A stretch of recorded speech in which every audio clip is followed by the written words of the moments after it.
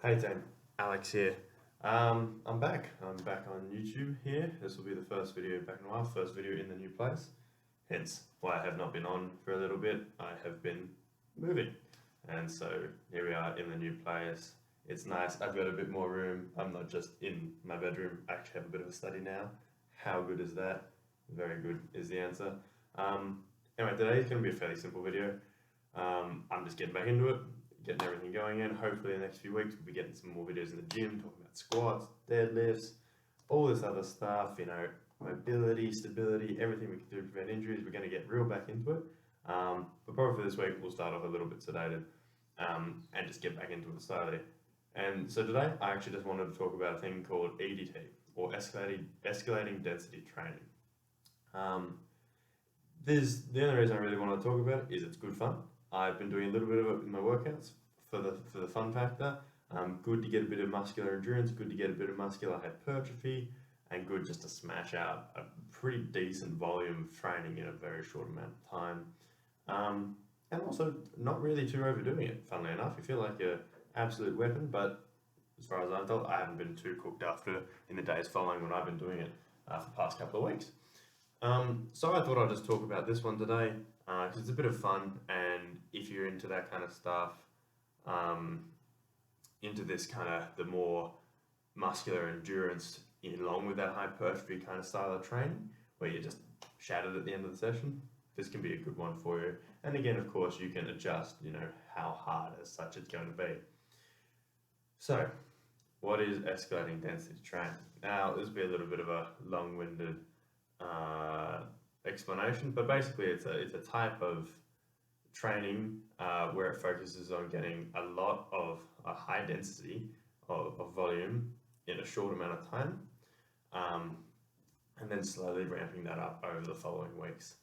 And it really doesn't require a whole lot of prep or a whole lot of thinking, which is good, bit of fun. You only need to think of 2 exercises. So basically what you do, you pick 2 exercises of different muscle groups, i.e. squat and pull-ups. That's a good one. Could be lat pull down too, could be anything. You could do squat and bench press, don't matter. Squat and pull-ups though, right? Could be any 2 exercises. You're going to find your 10 RM of those exercises. So for example, if you can do 10 pull-ups, that's your 10 RM. Easy.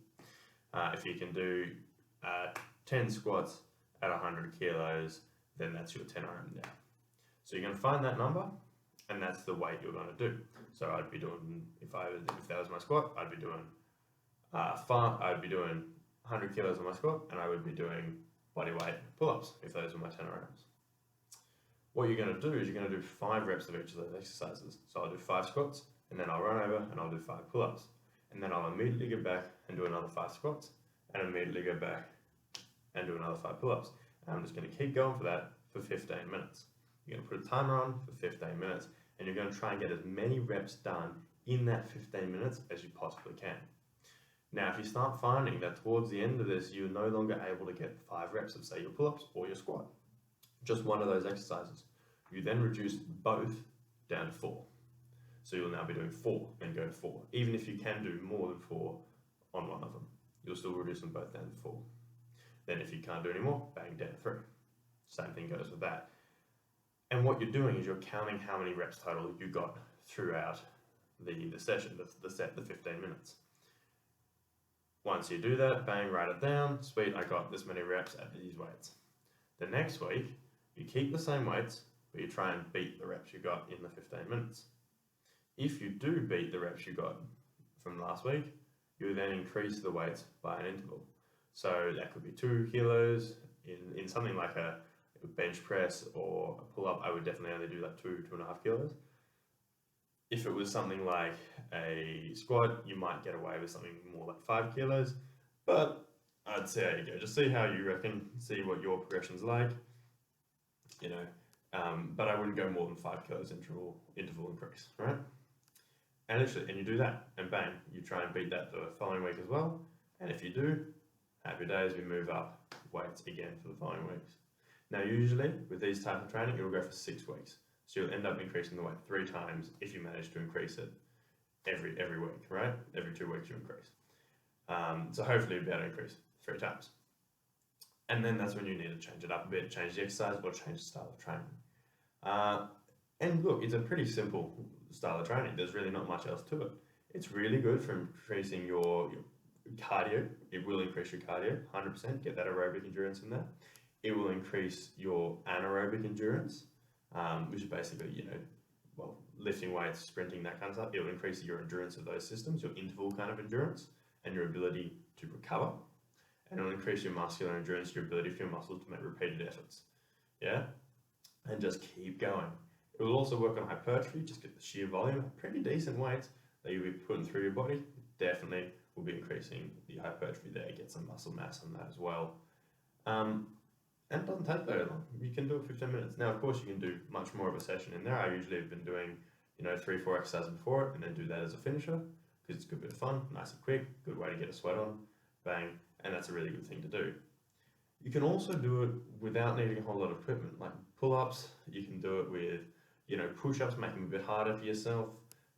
If you find just push-ups real easy, put, a backpack with something in it on to make it a bit heavier, or do some deficit push-ups, things like that to make it a little bit harder. Dips, things like that. If you can go out and find a park somewhere, they can be really good, and that can work for you as well. So you don't need a whole lot of equipment to do some pretty good stuff. And you won't be taking up a whole lot of the gym. You've got 2 exercises. Bang, if you're in a gym, you can just, get one that needs equipment, one that just needs a couple of dumbbells. Bang, there you go. So anyway, I hope that was helpful, and you can put that into a lot of different types of training, and basically whatever you feel like. You can do 3 different EDTs throughout the week. It's your 3 sessions, and just improve all them. And yeah, so that's going to be the wrap up for the video for this week. Hopefully it's all right getting back into it. And as I said, in the following weeks, we're going to start getting into some more interesting stuff, some more in-depth things on squat breakdowns, deadlift breakdowns, mobility, why you should give a damn about mobility, because I didn't for a bit. God, it's been helping me lately. And just things like that, more injury prevention stuff, that kind of ties in the mobility. But yeah, we're really going to try and get into a bit more of it and talk about some exciting stuff, get us lifting heavy, get us moving fast, get us strong, get us fit, get us lean, all the good stuff. So I will see you all in the next one. Goodbye.